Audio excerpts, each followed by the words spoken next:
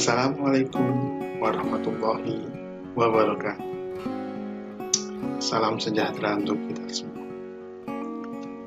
Senang sekali pada kesempatan kali ini bisa kita lanjutkan lagi materi perkuliahan perancangan antarmuka atau UI design. Oh iya, bagaimana kabar Anda? Semoga Anda masih tetap dalam keadaan baik-baik saja dan sehat walafiat semua, dan tetap masih bersemangat mengikuti perkuliahan kita kali ini di akhir-akhir, di ujung-ujung semester ini. Tetap semangat, hanya dengan jiwa semangat Anda bisa sukses dan lulus dalam mata kuliah ini. Baik, apakah Anda sudah mempersiapkan diri untuk memperhatikan dan menyimak perkuliahan kali ini? Materi kali ini kita akan membahas tentang information visualization. Seperti yang saya sampaikan di kuliah terdahulu, information research, bahwa kelanjutannya adalah bahasan tentang information visualization. Bagaimana, Anda sudah siap? Ya, Anda yang situ? Anda yang di sana juga sudah siap ya? Oke, kalau sudah siap, untuk mempersingkat waktu, kita langsung ke slide berikutnya. Baik, sebelum kita melangkah lebih jauh, saya akan coba sampaikan apa saja bahasan untuk perkuliahan kali ini. Yang pertama tentu sebagai pengantar, ya, introduction-nya seperti apa. Kemudian kita juga akan membahas mengenai data type by task taxonomy, ya. Kemudian selanjutnya adalah tantangan-tantangan untuk information visualization.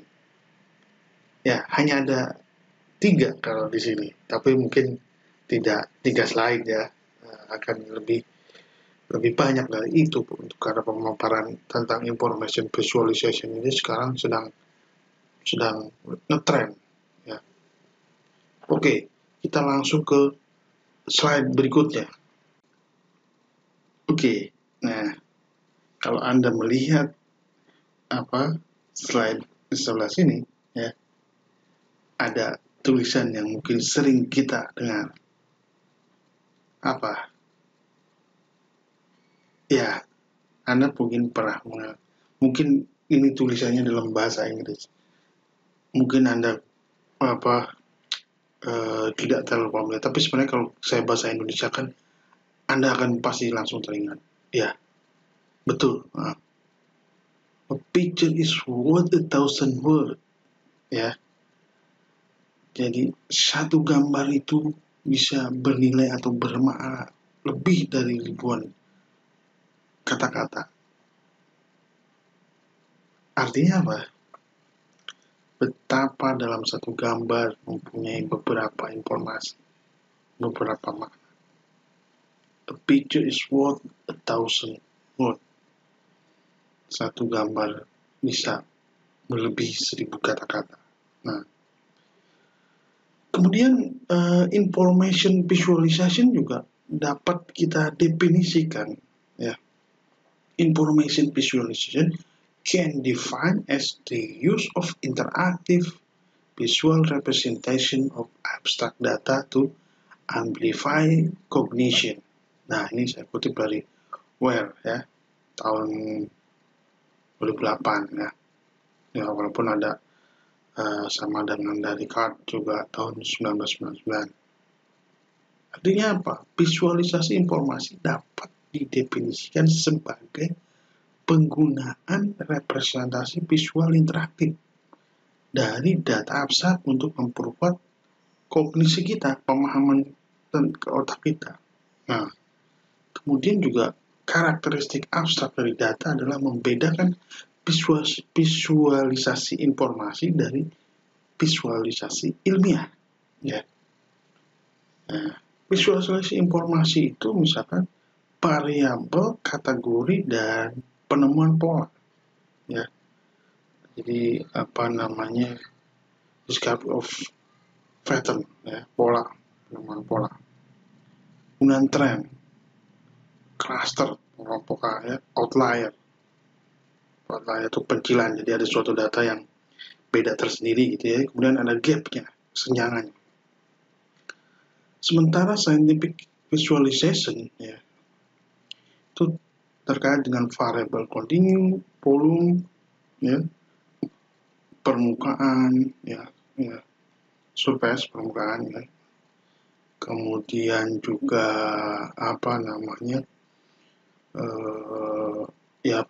dari surface atau permukaan visualisasi informasi juga menyediakan presentasi grafis yang ringkas dan user interface antarmuka pengguna, untuk memanipulasi sejumlah besar item secara interaktif, ya. Mungkin diekstraksi dari kumpulan data yang jauh dan dari data yang lebih besar, maksudnya, ya, dataset yang lebih besar seperti itu.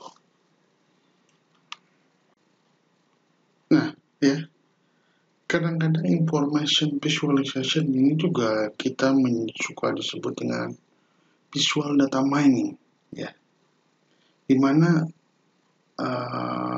ini menggunakan bandwidth visual yang sangat besar biasanya dan sistem persepsi manusia yang luar biasa untuk memungkinkan si user membuat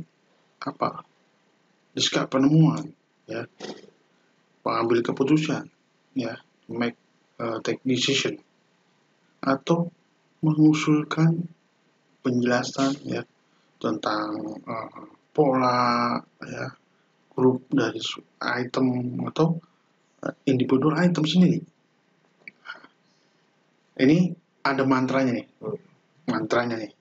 Jadi mata kuliah ini bisa ada membagi mantra kepada Anda. Jadi visual information seeking mantra. Siapkan dulu ya mantranya. Pertama, ya, siapkan overview plus zoom and filter, then detail on demand. Ya. Waduh, kalau ngerti Pak, nanti mantranya salah, itu buat mantra orang Inggris. Oke, saya terjemahkan bahasa Indonesia aja. Jadi overview, ya, apa sih overview itu? Ikhtisar dulu. Overview, zoom diperbesar dan difilter, disaring. Kemudian baru perincian detailnya, demand on perincian tentang demandnya, detail on demandnya, lebih rinci lagi daripada permintaan. Ini maksudnya apa? Ya, ini mantra ini, gitu ya. Jadi pertama, setiap orang pasti akan dalam memperlihatkan informasi visualization itu adalah ya overview. Yang pertama, tinggal sekilas dulu, ya kan?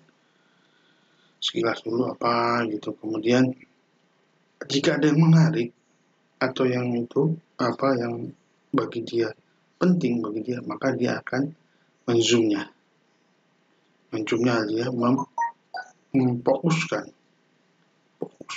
ya, melihat lagi. Tadinya mungkin skip gitu ya, terus ada yang suatu kata menarik, maka dia akan mungkin kalau nggak kelihatan di zoom atau difokuskan pada bagian itu, informasi itu. Artinya dia setelah melakukan filtering juga itu di situ. Nah, kemudian baru dan detail on demand, akan mendetailkan lagi apa yang diinginkan, demandnya, ya, permintaan seperti apa. Mungkin diklik lagi, di zoom lagi dan segala macam. Itu Pak ada sampai 1, 2, 3, 4, 5. Ya itu cuma ini doang teknisnya yang ada 5, bacanya 5 kali. Saking itu pentingnya itu mantranya. Jadi mantra visual information seeking mantra. Oke, kita lanjut ke slide berikutnya. Mantranya udah tahu ya. Oke, kita lihat sebelah sini. Itu Anda bisa lihat di situ bahwa data types. Jadi kita akan bahas nanti data type by task taxonomy. Dari mulai 1D, satu dimensi linear, 2D map, 3D board, sampai terus ke extract. Oke, mungkin Anda bisa lihat sekilas dulu, nanti kita coba akan detailkan di slide-slide berikutnya. Oke ya. Jadi kalau kita lihat di sebelah, ini adalah satu dimensi linear data. Artinya datanya cuma mempunyai satu arah atau satu linear. Nggak menunjukkan dimensi-dimensi lain ya. Ya udah sesuai dengan apa yang ditunjukin, walaupun ada warna segala macam. Itu menunjukkan suatu persepsi yang ke satu arah. Nanti kita lihat contoh yang lainnya di slide berikutnya. Oke, kita bisa lihat juga sebelah sini. Yang ini. Ini juga contoh daripada satu dimensi linear data. Artinya datanya sudah menunjukkan cuma satu arah doang.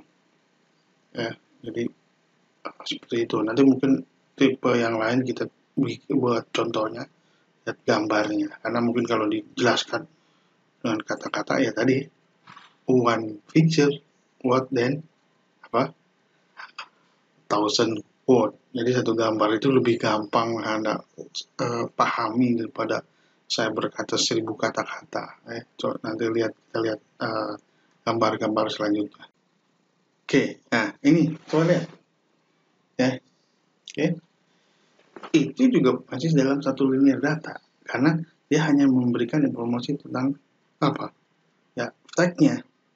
Walaupun di situ bisa mengartikan bahwa kalau yang tag-nya besar itu biasanya frekuensinya atau kemunculan dalam suatu artikel atau dalam suatu tulisan itu sering muncul gitu. Misalkan data di situ, kemudian user itu sering muncul. Yang paling nggak muncul itu atau yang munculnya frekuensinya lebih kecil yaitu misalkan atribut, display ya, yang tag yang kecil-kecil seperti itu. Nah, tapi ini mesti menunjukkan bahwa ini adalah satu dimensi linear data.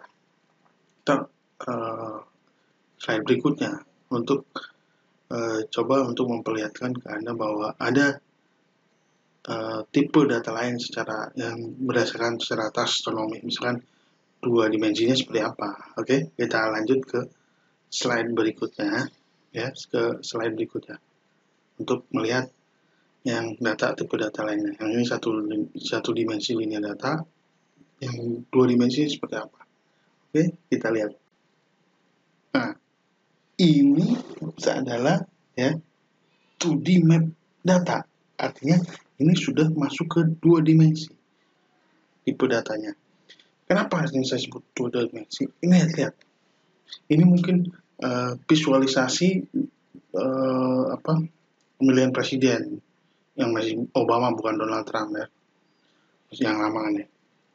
Di situ bisa melihat mana populasi atau pemilih untuk pendukung untuk Obama yang biru, Partai Demokrat ya. Untuk yang McCain seperti apa? Itu yang 162. Kelihatan di dalam kondisi tertentu ya, di sebelah barat Amerikanya itu ya. Mungkin di situ New York dan segala macam ya. Ada yang udah tahu New York ya pokoknya sebelah situ Bojonggede lah.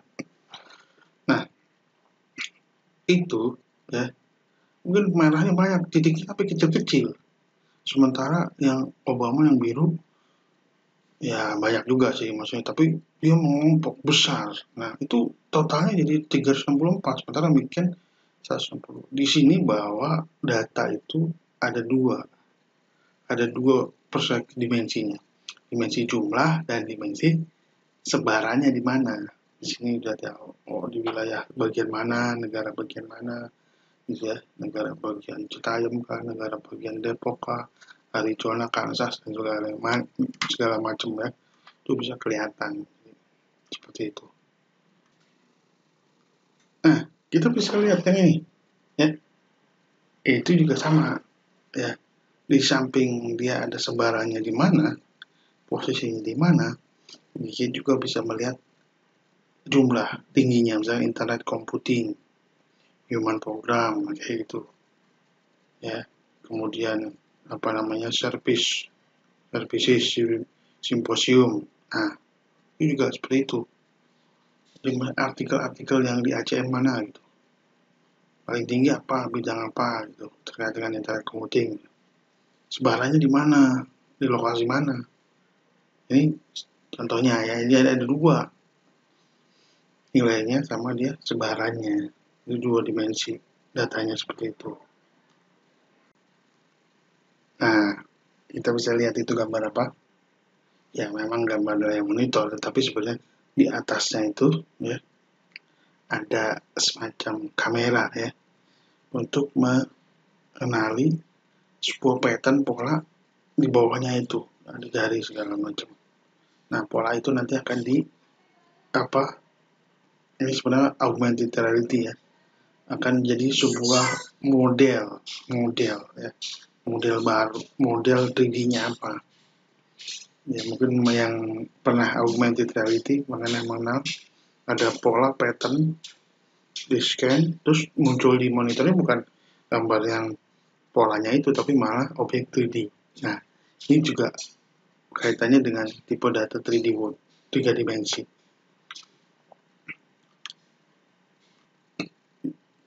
Oke, kita udah berbeda lagi gambarnya yang ini. Ya. Di gambar ini, Anda bisa melihat ada grafiknya, ada mungkin yang ini pakai di sebelah sini. Ya. Ada tulisannya segala macam teksnya, sementara di sebelah sininya adalah ya, di sebelah sana lagi maksudnya ada filteringnya atau memfilter. Kemudian yang di ujung sana terakhir ada grafik-grafiknya. Jadi datanya kompleks gitu ya. Bisa warna, bisa ketinggian, kemudian bisa juga ke bawahnya itu ada kategori-kategorinya. Jadi ini memang multidimensional data. Nah, ini contohnya seperti ini. Nah, ini bisa dilihat juga ya. Ini banyak melihat lah. Ini gambar-gambar contohnya. Kali ini memang materinya banyak kan visualisasi sesuai dengan judul tema topik kita itu information visualization. Dan ingat tadi apa? One picture worth than thousand word. Nah, jadi makanya lebih banyak gambar ya. Jadi mungkin saya hanya memberikan penjelasan sedikit tentang gambar yang ditayangkan. Ini juga multidimensional karena di situ ada angka-angkanya seperti Alan Renal, World San Jose itu nama kotanya. Sementara juga ada status bedroom dan segala macam. Ini data-data ya tidak hanya satu dimensi, tidak hanya satu pengertian untuk diambil datanya, lokasi, kemudian dipilah-pilah lagi clustering. Nah, ini sehingga datanya kompleks gitu ya. Ini makanya disebut multidimensional data. Oke, kita lihat juga gambar sebelah sini ya. Gambarnya. Nah, lihat. Ini tipe data atau berdasarkan tas taksonomi adalah temporal data. Ya, temporal data. Kenapa temporal data? Karena misalnya si James Jones itu datanya mungkin bisa berubah, bisa jadi si John itu nanti di atas, si James di bawah. Contohnya apa? Kalau gambar grafik saham itu juga sebenarnya temporal data karena tidak ada yang fix ya sebelum bursanya itu ditutup sahamnya seperti itu. Contoh. Nah, baik ini juga kalau ada lihat di sini yang ujung sana, ya udah tahu yang ujung sana apa? Ya apa? USB bukan USB yang buat colokan pot di komputer. Betul ya kamu itu USG ya bukan USB salah tuh USG ya. Di situ dilihat sebenarnya dimensi data gambar ya. Ada posisi saya nggak tahu ya istilahnya janin atau apa ya, dokter kandungan. Ada yang pernah di USG belum? Di sini. Yang perempuan? Yang laki-laki ada nggak? Yang laki-laki juga bisa di USG. Saya udah pernah di USG. Tapi bukan di dokter kandungan, tapi buat ngecek pokoknya di perut saya lah ada gejala gitu, jadi saya coba USG. Jadi nggak semua USG itu dokter kandungan ya, bisa juga di dokter-dokter penyakit dalam juga USG. Oke, saya kembali lagi ke topik ngomongin USG. Ini data temporal. Kenapa? Karena pergerakannya kalau ini mungkin per detik bisa berubah ya. Minggu depannya udah berubah lagi. Nah, itu data-data temporal ya, berdasarkan taksonomi dari pembagian tipe data ini. Nah, Anda juga harus sering lihat gambar ya. Nah, sebelah sini. Itu tipe data berdasarkan pengelompokan taksonomi adalah masuk ke dalam tree data. Tree. Pak, kok kayak seperti diagram organisasi? Betul, ini sebuah diagram atau chart, organization chart. Maksudnya apa di sini? Di sini kita bisa melihat ya. Anda mungkin kalau melihat siapa namanya Michael L. Page gitu ya, dengan chart gitu, posisinya atau jabatannya lebih tinggi mana? Nah betul, Anda udah bisa tahu dengan gambar ini. Michael Page, kenapa? Selain tulisan juga di hierarkinya di atas dia. Sementara kejadian dua tingkat di bawahnya yang biru itu. Nah ini tridata seperti ini. Mungkin Anda sudah pernah pakai semacam ini, cuma mungkin pengklasifikasiannya baru kita tahu saat ini ya. Sebenarnya udah sering pakai dan data-data semacam ini. Oke, ya. Anda bisa lihat lagi sekarang. Ya. Ini juga contoh lain dari tridata ya. Ada cabang-cabangnya gitu kan. Ya. Dari Eastern Region, dari di situ Western Region, ya. Ya, yang sebelah sana tuh business planning dan finance, ya. Itu memperlihatkan struktur atau pencabangan tree-nya, ya, di datanya seperti itu. Oke, Anda bisa lihat sebelah sini. Ya. Nah, itu adalah klasifikasi network data, ya. Jadi visualisasinya bentuknya jaringan ya tuh 240, 250 segala macam. Mungkin nah ini apa coba bisa diperkirakan. Ini dulu ketika penggerbekan atau pengepungan atau penangkapan Osama bin Laden. Jadi titik-titik komunikasi jaringan network ya, BTS komunikasi itu di mapping. Nah, dari situ bisa kedetek Bin Laden, Osama bin Laden di mana ini sebenarnya ya. Nah, itu contohnya, salah satu contohnya. Baik, di sini ada the 7 basic task ya. Pertama adalah overview task. Jadi ini adalah semacam gambaran umum ya, gambaran umum dari tasknya itu. Ya. Jadi user dapat memperoleh gambaran secara umum, paling nggak seluruh collection atau semua dalam sebuah kumpulan tersebut, data tersebut. Ya. Selanjutnya adalah zoom task. Ya. Di sini user dapat menzoom ya pada item-item tertentu yang menurut dia menarik gitu ya. Wah, ternyata ketika kita skip banyak yang skip, lihat ternyata ada sesuatu kelewat gitu. Oh, ada suatu kata atau kalimat yang menarik, maka dia akan zoom task itu. Selanjutnya adalah filter task ya. Jadi ada pemilahan, ada penyaringan mana yang item yang menarik bagi dia, maksudnya bagi user, mana yang enggak. Nah, ini kan berarti pemfilteran. Untuk yang selanjutnya yaitu detail on demand task ya. Jadi dia akan mendetailkan tugas berdasarkan permintaan demand-nya ya. Jadi si user itu dapat memilih item atau grup untuk mendetailkannya. Mana item-item mana yang didetailkan tadi setelah difilter gitu ya, masuk ke detailing ya. Tadi kan filter mana yang menarik, mana yang enggak sebelumnya filter task. Kemudian detail on demand task itu dia akan mendetailkan ya tentunya permintaan dia yang tadi interest ya, yang menarik bagi dia. Selanjutnya adalah relate ya, relate task, jadi merelasikan. Si user itu dapat merelasikan item atau grup ya dalam suatu kumpulan gitu ya, sehingga mendapat sebuah ketika berrelasi itu pemahaman atau sebuah knowledge, sebuah informasi. Mungkin tadinya parsial, tetapi ketika direlasikan, oh yang ini tuh ban mobil, oh ini ban sepeda gitu, berrelasi sama-sama ban, tapi nanti ada relasinya apa? Yang membuat semua kendaraan bergerak itu ban misalnya. Ya. Kalau nggak ada bannya, ya bergeraknya nggak maksimal, nggak bisa optimal.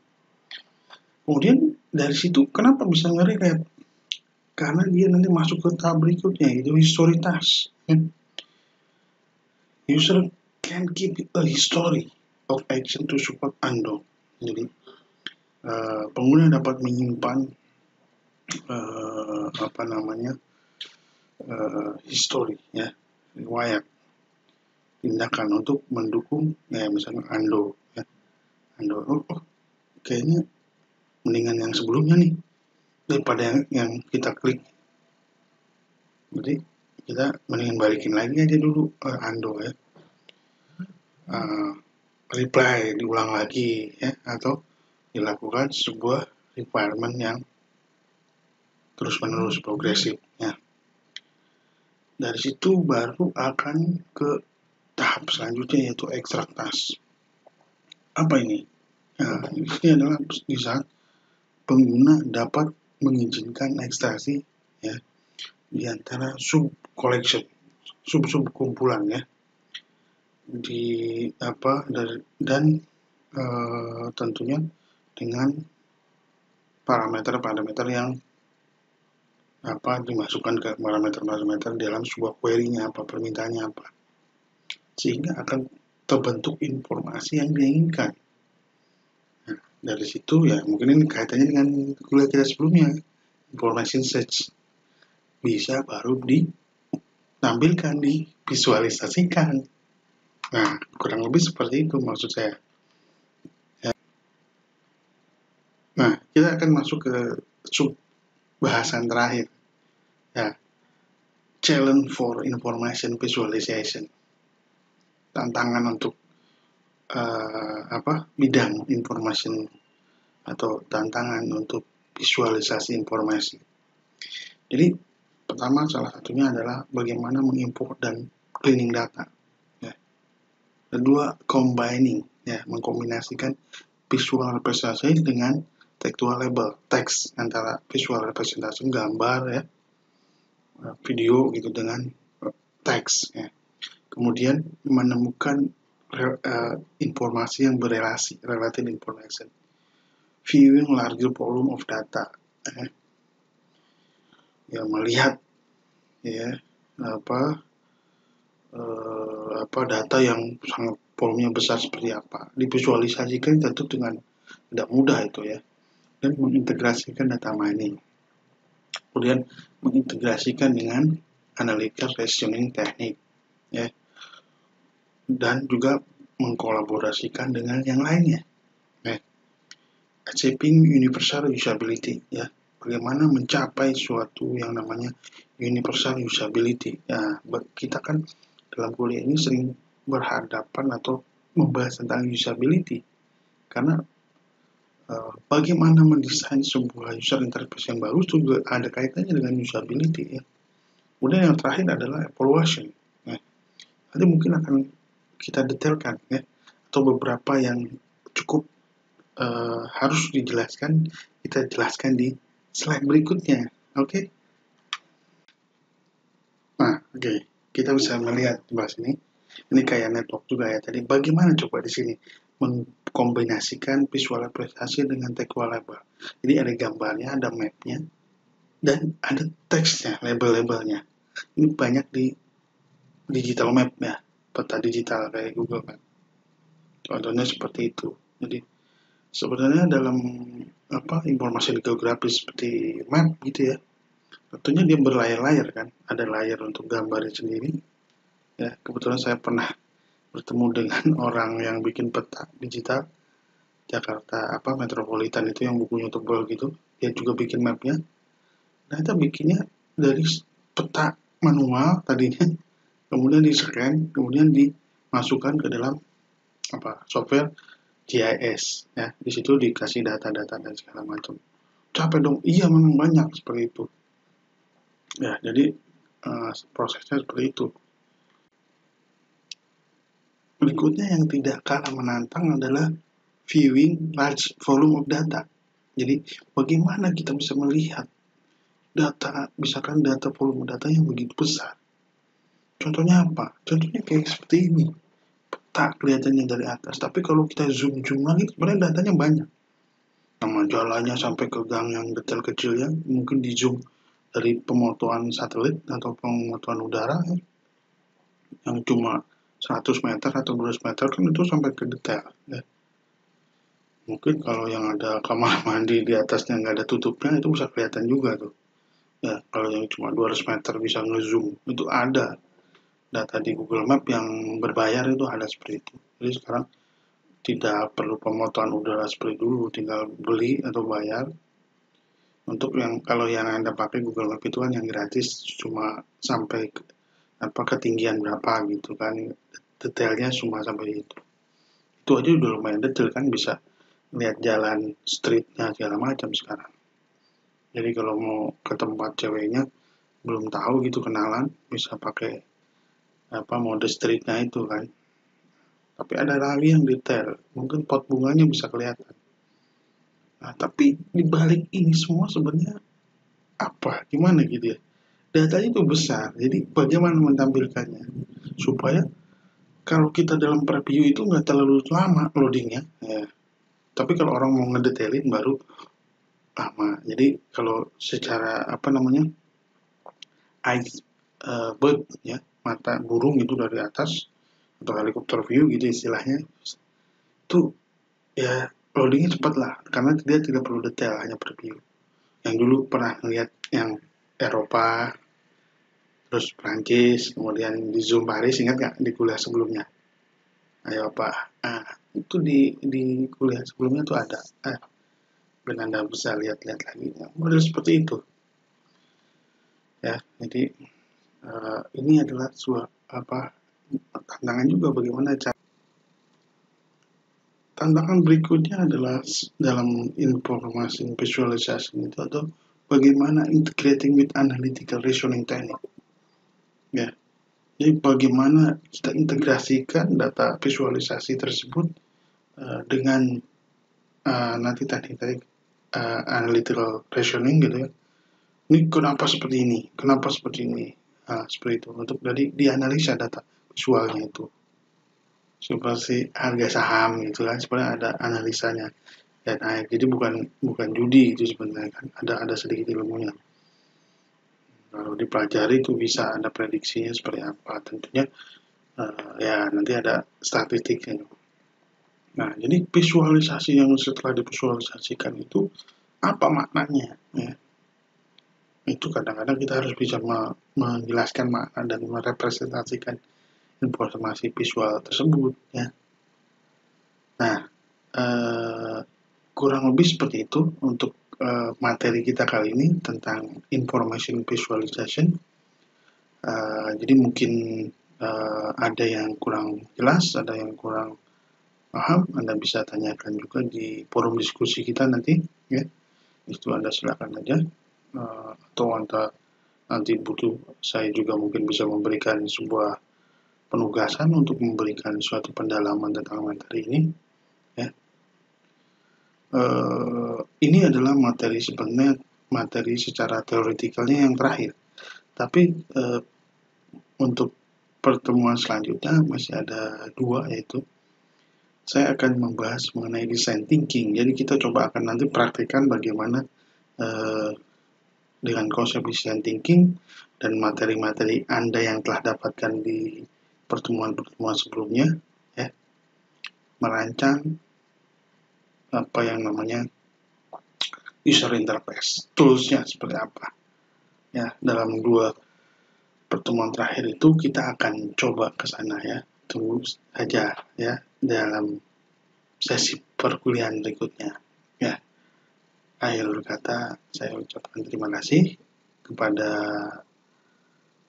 semua mahasiswa yang tetap masih mengikuti perkuliahan kali ini di ujung-ujung semester ini. Semoga semangat Anda tetap terjaga dan bisa dengan mendapatkan nilai maksimal ya. Tetap semangat. Kita ketemu dalam pertemuan selanjutnya dalam materi ya untuk mendesain design thinking, dan nanti saya pakai aplikasi ya seperti bahasa Hamid gitu, semacam itu ya, untuk membuat wireframe dan mockup. Ya, akhirul kata saya ucapkan terima kasih. Wassalamualaikum warahmatullahi wabarakatuh. Sampai jumpa pada materi saya yang berikut.